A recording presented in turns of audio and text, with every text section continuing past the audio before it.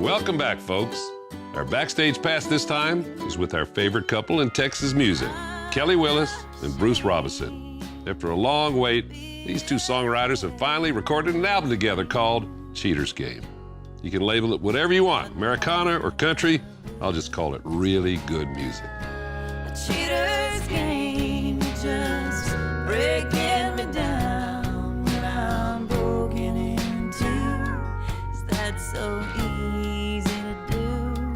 We recorded the song Cheater's Game, which is a song Bruce wrote with a couple of the Trishas, Liz Foster and Savannah Welch.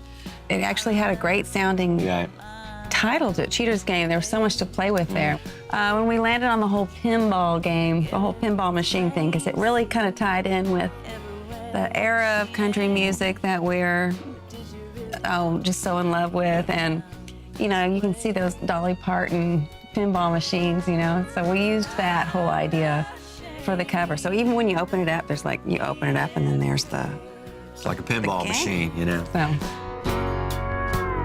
What more can I lose? But it's a cheater's game, just breaking me down. This new record we have is called Cheater's Game, and it's really been kind of a homegrown experience. Looking at the options, we really felt like, you know, why would we give this away to anybody? This is our music. We have so much history of working with great record companies, but, you know, The world's changed. The world's changed, and we thought we would try this Kickstarter thing, where basically, you know, the people that are going to buy your record anyway, they just buy it before you make it. Well, I didn't want to do it, and then I thought of using my buddy Bill Wise, who's a really funny guy, and we thought we could make it fun, and it ended up it being fun. And you get to open up a conduit, sort of, to some of your most, you know, ardent and motivated fans. So that was all a really great experience. Send me a lifeline, a little bit of hope in the deep dark brine. Need a little bit of rope, it was always hoping to find, always hoping to find a little lifeline.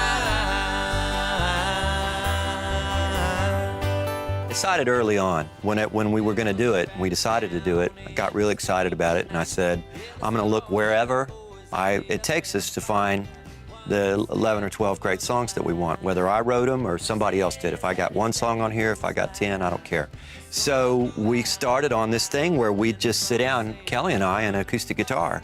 We would actually see who was going to sing the lead, and then we'd start moving the key around, and then we'd start messing with the harmony.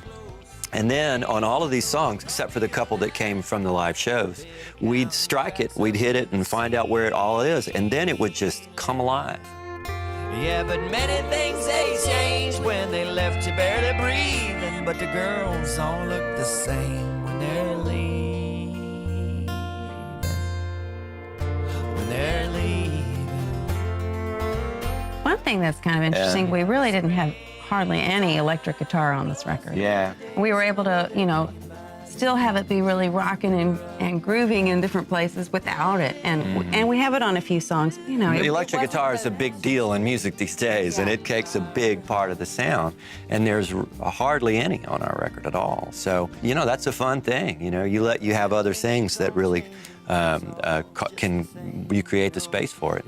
One of the songs that Bruce found, this old song called 9,999,999 Tears. I got 9,999,999 tears to go, and then I don't know if I'll be over you.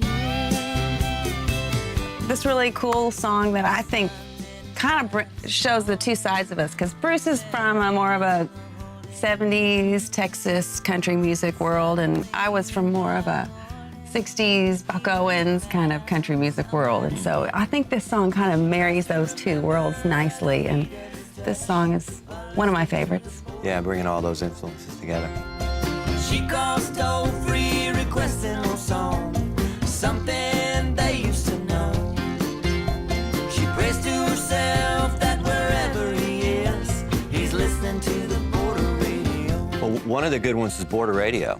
when we started singing it and the little groove that Bruce came up with for it, it really sounded different. It kind of had just a different little vibe about it, and it kind of seemed worthwhile. So I didn't even know there's this story of this woman she's thinking of you know, the father of her child, which has been gone forever, and she's thinking about him out over the airwaves. Hoping that he'll and stuff. hear this song that she's dedicating. Which I did not know any of that. I love that about songs. I'm a music fan, and when you dig down deeper into it, you find stuff you didn't know were there. You know, we tried to make it a fun and listenable record, you know, that's got, like the records that I love, that has some up-tempo songs, some songs you could dance to, songs that kind of tell a story. At the end of the day, it's a record full of, I think, current, fresh take on country music. Mm-hmm. And I don't know that you hear a whole lot of that these days, but it's not like an attempt to be retro or anything. I think it's just, that's what Bruce writes, country songs, and that's what we love. You weren't asking much at all, just catch you when you fall on your own. Long way home.